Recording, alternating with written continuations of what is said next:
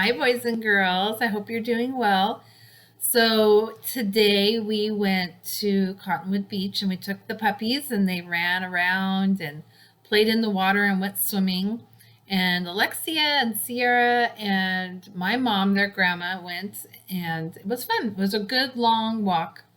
So, we just got back from doing that. So, I thought it'd be fun to read a story to you today and get ready for next week. You guys did a great job with all the stories last week. So we're starting the new series this week, Simple Biography.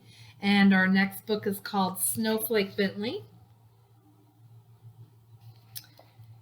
And this one's by Jacqueline Martin, illustrated by Mary Azarian. Here's the title page, Snowflake Bentley.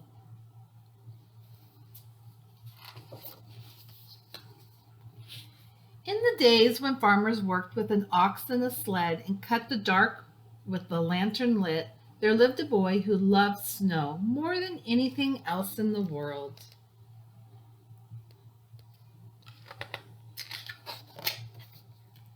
Wilson Bentley was born on February 9, 1865, on a farm in Jericho, Vermont, between Lake Champlain and Mount Mansfield, in the heart of the snow belt where the annual snowfall is about 120 inches. That's a lot of snow. Willie Bentley's happiest days were snowstorm days. He watched snowflakes fall on his mittens, on the dried grass of Vermont farm fields. On the dark metal handle of the barn door, he said snow was as beautiful as butterflies or apple blossoms. So already we know a lot about him, what his favorite things are, where he lives. He could net butterflies and show them to his older brother, Charlie. He could pick apple blossoms and take them to his mother. But he could not share snowflakes because he could not save them. Willie's mother was his teacher until he was 14 years old. He attended school for only a few years.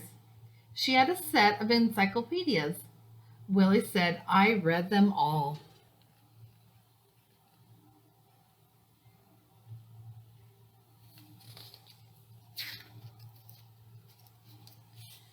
When his mother gave him an old microscope, he used it to look at flowers, raindrops, and blades of grass. Best of all, he used it to look at the snow. While other children built forts and pelted snowballs at roosting crows, Willie was catching single snowflakes. Day after stormy day, he studied the icy crystals. From his boyhood on, he studied all forms of moisture. He kept a record of the weather and did many experiments with raindrops.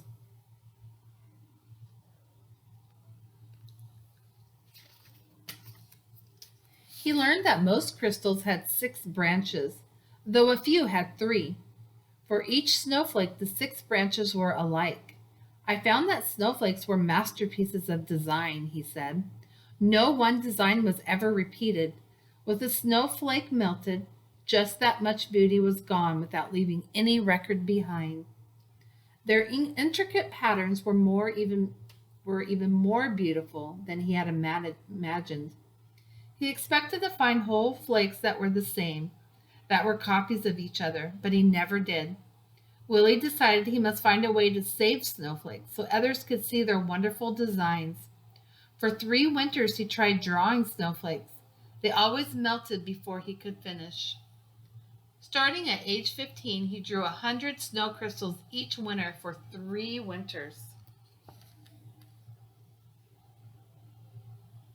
Why do you think Willie wanted to save the snowflakes? I'm kind of thinking that he was becoming passionate about the snowflakes, but he's turning it into more of an art.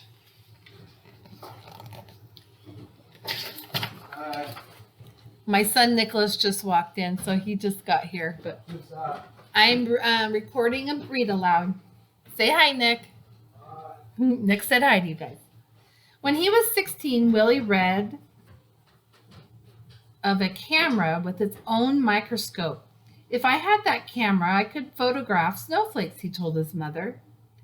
Willie's mother knew he would not be happy until he could share what he had seen. Fussing with snow is just foolishness, his father said. Still, he loved his son. When Willie was 17, his parents spent their savings and bought the camera. Oh, that's very special. As a parent, I can tell you when you're saving up for something for your kids, like for Christmas or something, it's really fun when you can give them something like that. So I'm sure they were just as excited for him to get the camera as he was. The camera made images on large glass negatives. Its microscope could be magnified to a tiny crystal from 64 to 3,600 times its actual size. It was taller than a newborn calf and cost as much as his father's herd of 10 cows. Willie was sure it was the best of all cameras.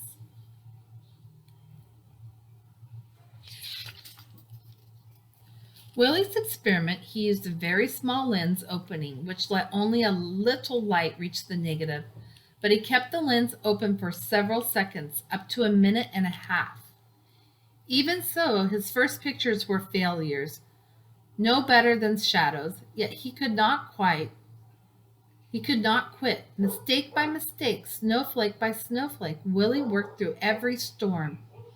Winter ended, the snow melted, and he had no good pictures. He waited for another season of snow. One day in the second winter, he tried a new experiment, and it worked. Willie had figured out how to photograph snowflakes. Now everyone can see the great beauty in a tiny crystal, he said. He learned, too, that he could make the snow crystals show up more clearly by using a sharp knife to cut away all the dark parts of the negative around the crystals. This etching meant extra hours of work for each photograph, but Willie didn't mind.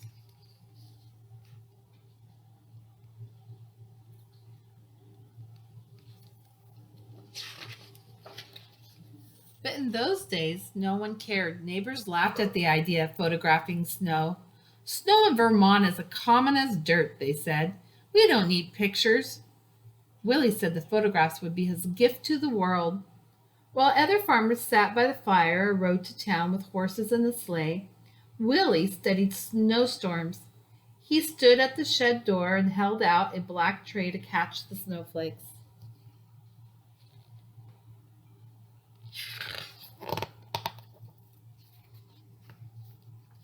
He learned that each snowflake begins as a speck, much too tiny to be seen. Little bits and molecules of water attach to the speck to form its branches. As the crystal grows, the branches came together and trap small quantities of air. Many things affect the way these crystal branches grow. A little more cold, a bit less wind, or a bit more moisture will mean different shaped branches. Willie said that was why in all his pictures he never found two snowflakes alike. When he found only jumbled broken crystals, he brushed the tray clean with a turkey feather and held it out again. He waited hours for just the right crystal and didn't notice the cold. If the shed were warm and the snow would melt, if he breathed on the black tray, the snow would melt. If he twitched a muscle as he held the snow crystal on the long wooden pick, the snowflake would break. He had to work fast or the snowflake would evaporate before he could slide it into place and take its picture. Some winters he was able to make only a few dozen good pictures. A dozen is 12, if you didn't remember. Some winters he made hundreds. The best snowstorm of his life occurred on Valentine's Day in 1928. He made over 100 photographs during the 2-day storm. He called the storm a gift from King Winter.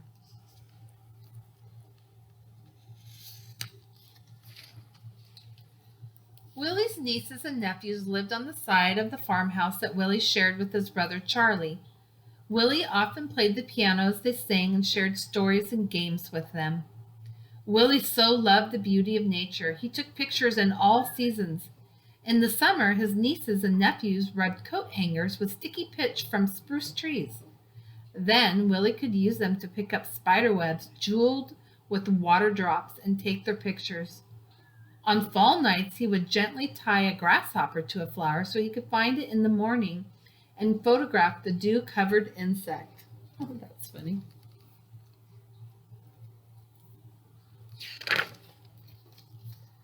But the snow crystal pictures were always his favorite. He gave copies away or sold them for a few cents. He made special pictures as gifts for birthdays. He held evening slideshows on the lawns of his friends. Children and adults sat on the grass and watched Willie project his slides onto a sheet hung over a clothesline.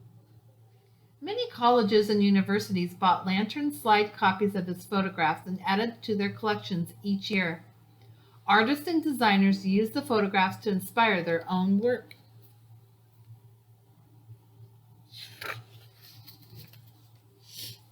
Even today, those who want to learn about snow crystals begin with Wilson Bentley's book, Snow Crystals. He wrote about snow and published his pictures in magazines.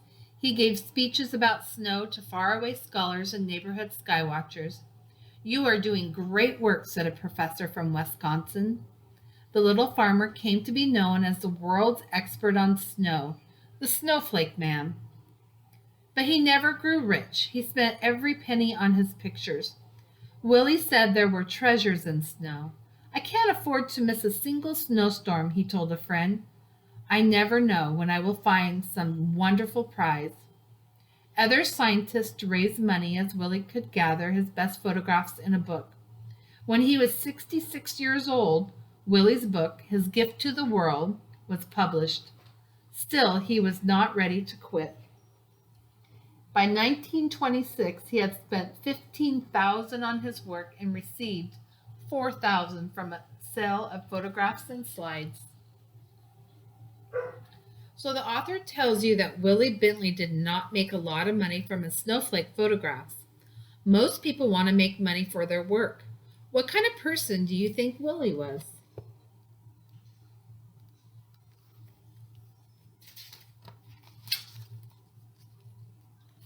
Less than a month after turning the first pages on his book, Willie walked 6 miles home in a blizzard to make more pictures. He became ill with pneumonia after that walk and died 2 weeks later. It's too bad. The plaque on the monument says Snowflake Bentley, Jericho's world-famous snowflake authority.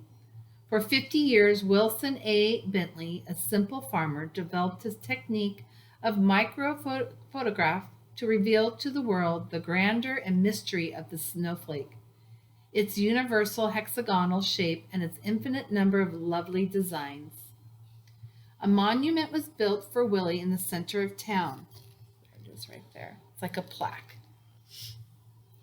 The girls and the boys who had been his neighbors grew up and told their sons and daughters the story of the man who loved snow. 40 years after Wilson Bentley's death, children in his village worked to set up a museum in honor of the farmer scientist, and his book has taken the delicate snow crystals that once blew across Vermont, past mountains, over the earth. Neighbors and strangers have come to know the icy wonders that land on their own mittens, thanks to Snowflake Bentley.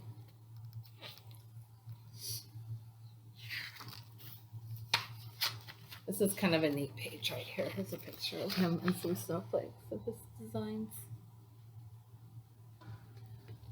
So in this story, the author's message was talking about that he didn't make a lot of money doing this. But what the author wants us to learn from this story is knowledge and passion can be worth more than money. When you believe in what you are doing, you can ignore the criticism of others.